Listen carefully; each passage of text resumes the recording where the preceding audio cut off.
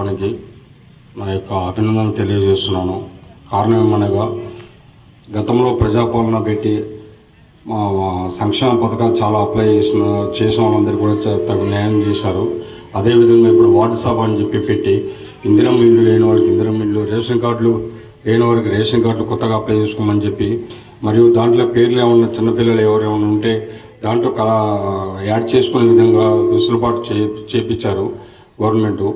దానికి గాను మన తెలంగాణ ప్రభుత్వానికి నా తరఫున శుభాకాంక్షలు తెలియజేస్తున్నాను. అదేవిధంగా లబ్ధిదారులందరూ సకాలంలో చేసి ఇటు యొక్క కార్యక్రమాన్ని విజయవంతం చేయాలని నా యొక్క మనవి.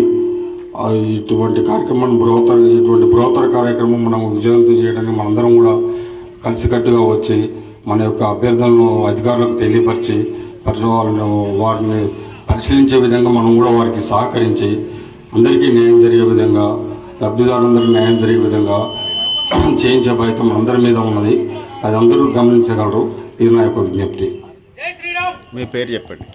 నా పేరు కండి కృష్ణారావు. KCR towers 2 bedrooms. ఏదైనా రాజకీయ పరిస్థితులు వచ్చారా? సివిలియన్గా వచ్చారా? మీరు పార్టీలో ఉంటారు కదా? సిటిజన్గా వచ్చాను. సిటిజన్గా మనకు అందరికి కావాల్సిన వాళ్ళే, మనకు కావాల్సిన వాళ్ళందరికీ సంక్షేమ పథకాలు చేరాలని కూడా కోరుకుంటున్నాను. ఓకే.